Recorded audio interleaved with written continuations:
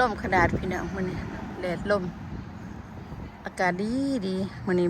บ่แดดอยู่ครับบ่ฮ้อนอากาศดีขนาดอีพีที่สองพี่น้องผัวยังบ่แล้วเอาอีพีที่สองแล้วพ่อเฒ่าอีพีที่สองเว้ยอันนี้ผักหอมอันนี้กินกับข้าวปุ้นกับเฟอโอ้จะมันแสะเลยพี่น้องก็ได้มากเอามาตายว่าคนนั้นนี่หอมมันเกิดร้ายพอรกถิ่มครึ่งหนึ่งเลยมันได้ก็มันเกิดปลูกแล้วเลยอันนี้บ่ได้ปลูกยากปลูกลงนี่เดี๋ยวแพร่ไปตลอดขนาดจนว่าโรคถิ่มตะกี้มันเต็มหอดปูนเต็มมาหอดซ้ำผู้นอดปูนก็เลยโรคเดี๋ยวป้าไว้แต่ยอมนี้มันหลายแต่กินบ่เบิดแต่มาว่าจะปลูกยังกับมันบ่งามเอาตัวปลาไว้ยอมหนึ่งโรคง่ายสิตายยังไงโรคอันขึ้นวิได้มันเกิดขึ้นมาหลายแล้วก็โรคไปโรคเดือดไปมันไปน้ำอันนั้นดินางมันหากมันเดือนี่โอ้เดือดสิคุดให้เบิ่งวันยามันแก่พี่น้องหัวใหญ่ตัวนี้ไม่ได้ออกไม่คุดออกเลยเป็นเงาอยู่นี่เธอออกกับบันไดได้มันใหญ่เลยมันออกได้กี่ใหญ่แล้วโอ้ยไปโดดเลยเบ่งกระดักกระโดดแทนนี่นอกพระเจ้าเนาะจะเป็นเขาเบ่งคักเบ่งแน่วะเบ่งปาดไปเลยโรคง่ายคือยังนี่ยำอันนี้มันเกิดจากสินะมันเกิดในเงามาจากสินะไปหักโตไปเงาทีมของเราก็ไม่ได้หรอกจะได้มันได้เป็นไงมันสิปลูกพักอันนั้นใช่ลงเรือต้นใหญ่อันนี้หัวใหญ่จะกระปั่นเพื่อนพี่น้องบางทีมันยังมีอยู่ในด้ามไปพักอันนี้มันชุซี่ขึ้นยังนี่ชุซี่ฮีนะลงเรือเนี่ยโอ้ยช่วยเป็นสิกันปลาไปกูรู้ยังไงหูเนาะมันชุ่มมวนใช่ปะนี่จะเอาเผือกมาใส่คืออยากกินอ้อมเผือกนี่โอ้ยจะเป็นงามดอกแอปเปิลไฟเนาะพี่นี่ดอกได้ขนาดเดินแล้วเนาะปลาติดตูเป็นยังไงกระดักกระโดดแต่วันนี้ผมเป็นจุดกุ๊กสิฮักตัวนี่ยันในค่ำอยู่พี่น้องปลาตัวพ้นดีพาดีพ้นดีเอาในก็ทุ่มเงินก่อนเอาในทุ่มเงินป้าตัวงานนี่ก็มันจะกองของขี้ดินพูดว่าเท่าฮะมันประกองของขี้ดินพูดว่าไม่ได้ใช้ไม้มะขามปะนี่วิการนี่มีช่อง3 งานปีไปแล้วเกิดกระดักกระโดดถือผ่าพ้นนี้เนาะผ่าพ้นดีได้นี่แอปเปิลหวานนะพี่น้องหวานดีเลยแอปเปิลกระโดดถ้าเป็นหวานนี่จะชุบกินทอดด้วยเด้อกินหน่อยหนึ่งโอ้หอมว่ะหอมเนาะแอปเปิลแดงตัวมันจับวันนี้ในงาฮักได้แถวดูนี่ขนาดตัดแถวนี่ตัดออกเวิดมันทางยางตัดออกมาทางสวนนี่ก็ตัดออกลายงานแล้วนี่ตัดไปเลยนี่ก็ตัดให้มันขึ้นเทิงช่างให้พัวตัดเอาไว้ก็กินบัวอยู่แล้วเอาไว้ร่นได้พี่น้องบักแอปเปิลเนี่ยไว้ร่นบ่ได้เน่าบ่ได้แม่งได้เวลาเขาเก็บไว้นี่เป็นปียังกินน้ำซอนอจนหอดบิดยามพ้นยามกินฮักกระเบิดบักหนึ่งเลยนะแต่ดอนเก็บมากินไปไว้ใส่ขู่ไว้เลยตู้เย็นนะอันนี้เป็นบางแอปเปิลที่ว่าบ่ได้ใส่พุ่นใส่ปุ๋ยเป็นธรรมชาติบรรยากาศน้อยบ่ใหญ่ดอกบ่มักใส่ปุ๋ยบ่มักใส่พุ่นมันก็เลยเป็นของธรรมชาติมันก็ไว้โดนได้พี่น้องบ่เน่าบ่เปื่อยกินเลยโว้ยคักหอมหวานมันแอปเปิลตัวนี้บ้านทั้งหวานทั้งมันก็เอามาปลูกได้เท่ากันกับซื้อเอื้อนนั่น8 ปีงามดีเอาล้อเลย ดอกกระหอมคันอยู่สิกับบ่หอมดอกดมไก่ๆนี่หอมเนี่ยโอ้ยหอมเดี๋ยวพระถามว่าโดนเบิ่งแน่ตู้เดี๋ยวสิดมให้เบิ่งหอม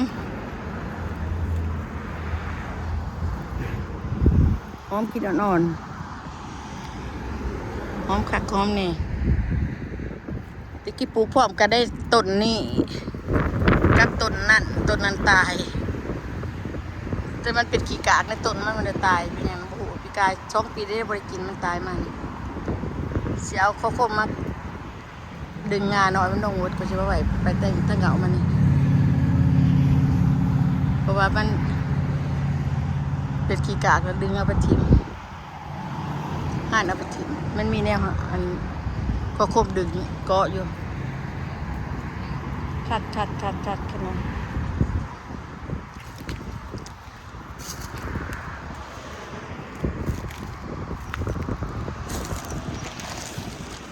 คุยหนามักกันเขาพวกกินจะขุดเอามักหงเลยค่ะขุดมักหงจะมาปลูกอยู่หงปีนี้ก็ได้เพราะว่าปลูกกินเยอะมันต้มเป็นยา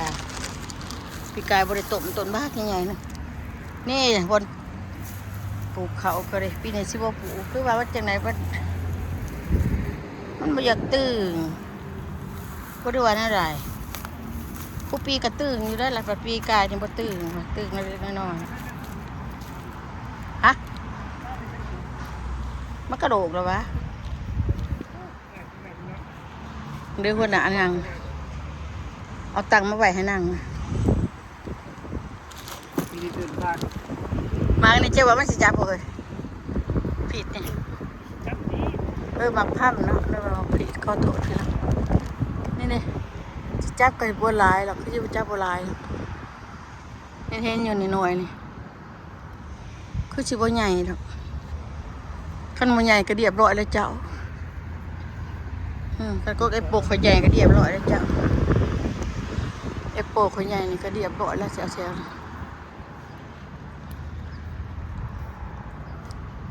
มันเชียงใดบุตรนี้มัน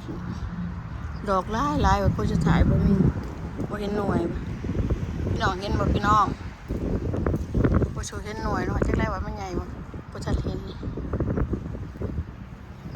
นี่เด้มันก็อยู่จักซี่นะนี่เด้หลอกมันนะมันอยู่บักอยู่ในเหงาจังซี่ถ้าไปดีก็บ่มีล่ะ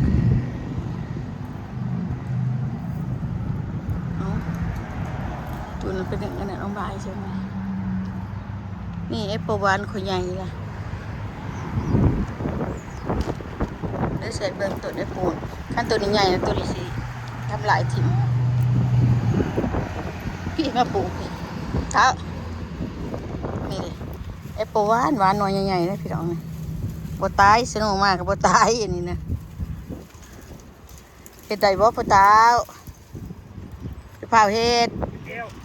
เจ็บเอวก็จะพาเฮ็ดนี่ต้นเดิงเด้อพี่น้องเด้อ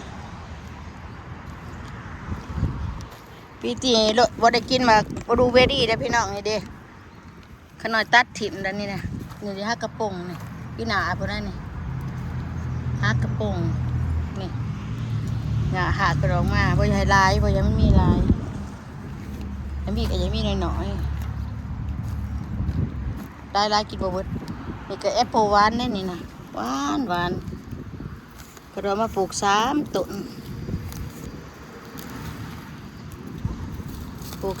นกินบ่เบิดกะไปเพื่อพอเฒ่าในแถวนี้นี่ล่ะผู้เฒ่าผู้โตเพิ่นมีมักผิดมัก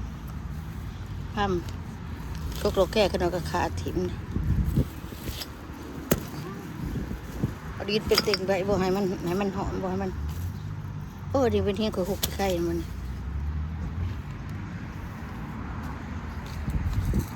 ก็เฒ่าเนาะหมวยเยอะ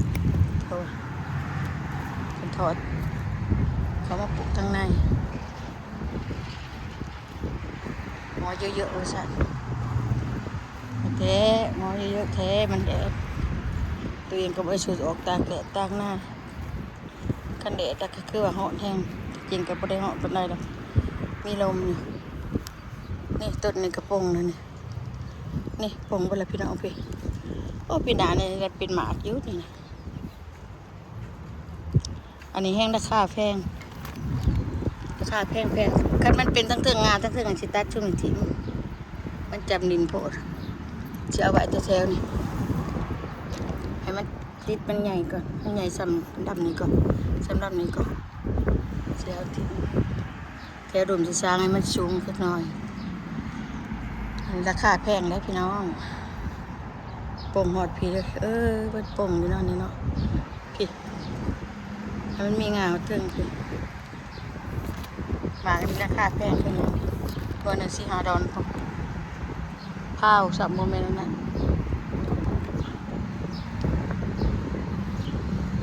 ตัดหญ้ากรีนชวนมื้อนี้อันนี้จักสิปลูกยังใส่บ่ยันปลูกยังใส่บ่นี่สิบ่ปลูกบัวบางน้อยใส่ดอกขี้ขาดขึ้นเปล่าอยู่เทิงพุ่นกินบ่เบิดก็หล่นลงเต็มที่อยู่นี่จักสิปลูกบ่พริกก็บ่จักปลูกอ้อมนี่เนาะพริกปลาเขือก็พอแล้วกินปลูกที่ไหนแล้วพริกแค่ละนี่ว่าตู้อันนี้สิปลูกพริกใช่ฮะกับมะเขือโคมใบนี่นะปลูกซะนี่ปลูกไปกินอันบักพริกหน่อยนะพริกขี้โนนปลูกลายสิฮะต้นพอปลูกลายเนื้อรวมเห็นว่าพี่น้องพวกใหม่ข่อยพวกเก็บปลูกเพื่อนนวลเห็นปะลมแห้งได้วันนี้หอนบ่กับบ่หอนหนาวบ่กับบ่หนาวต้นไม้ต้นถอยต้นวีนางก็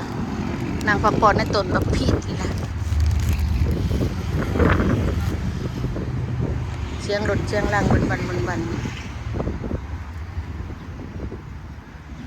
เพื่อนไก่ทางอยู่ได้แต่เสียงรถแต่ว่าทางในบ่ได้ยินนะยินแต่ในนี้นะในหนองนะทางในบ่ได้ยินก้นออกมาไว้กลางเลยวัตถุฮะกรีนมาไว้กลางบ่มันก็ดีชวนเอาอันข้างตัวแตงมันออกมา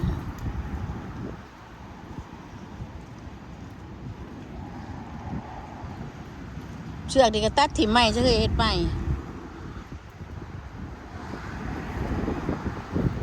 ตัดถิ่มใหม่พอต่อบ้านผ่านใหม่เพราะว่าถ้านี่กับผ่านยังจะผ่านเชือกเขาเลยหลายคนก็มีกับว่าตามอยู่กวงพี่น้องกวงมันเข่าเพราะว่ากวงขนาดมันต่ำพี่น้องต่ำนั่นนะมันโดดเข่าก็ได้ก็เลยเอาเชือกมาผ่านวันนี้มันเห็นเสือกมันหยาดมันกาเขามันว่ามีอันคดมากคัดติ่งมันหยาดกวงกัน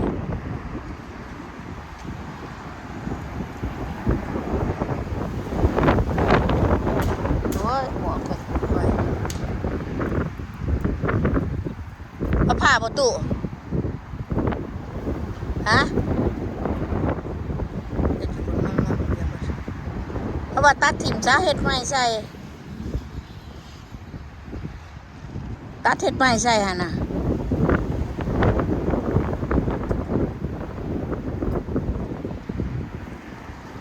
หน่อยก็มานั่งวีดอยู่ทีโอ้อันนี้ฮักบริงานหนึ่งฮักดีๆกระดาษปลูกพักแพรวใส่ยังไม่ได้ปลูกยังเราได้ชีข่อยผมจะปลูกเพราะว่าถ้าได้หอดอันเนี่ยมันเบิดหนาวยังมีหนาวอยู่ก็มีเป็นระยะมากองซะนี่แนวกระเปื่อยแค่ที่จะปลูกที่ชั้นนะได้เฮ้ยบักทั่วปลูกทั้งนี้ปลูกเป็นคุ้มเอาบาตัดถิ่มซ้ายเอาไว้ตะทั้งน่ะวันไหนเขาจะมาผ่านไปจะไปต่ออันเก่าเห็นยังไงมันจะมาผูกกัน สายตะลุโยเพิ่นท้ายกันกวางเพิ่น เมื่อวันเข้ามาเด้อ ลูกนี่ฮะ ต้องเข้ามา ยาอันนี้ขนอยปลูกผักบงผักเกษตรปีกายนั่นขาดนะ เหนื่อยเลย เมื่อยละเมื่อยแล้วก็เจ้าก็จะบังคับอีกตัวเองเอาข่างตัวมากองมานี่เอาเฮ้ยสิไปเอาโกนหน่อไม้อยู่เอาหน่อไม้พิธีกัดมาใส่อยู่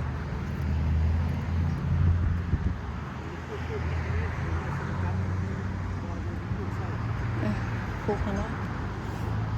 ปลูกไปกินอันนี้มันปลูกแล้วโลดหน่อไม้อันนี้นะนี่ย่ามันตายมันก็ตายเลยย่ามันขึ้นคือจังสีใดนี่เห็นบ่เดี๋ยวฮักไปกินได้2-3หยอดเด้อพี่หยอดนี่เพิ่นก็บ่ฮักไปกินก็บ่เห็นได้เนาะนี่มันออกมาจังซี่นี่ปลูกหลายๆอยู่ปลูกหลายๆไว้กินไปขัวไปพัดกินให้เอาอันนี้ออกมันก็บ่อยากออกตัวได้บ่กินมันก็แก่ขึ้นนั่นนี่แหละพี่กายปลูกผักบงมันนี่เครือผักบงตัวเก่ายังๆเลยปลูกแล้วกินบ่เบิดมาตัวติดตัวแดนปลูกผักบงจนกินบ่เบิดเนาะเอาไปจะได้ประตูเอาสบายดีเพิ่นนะ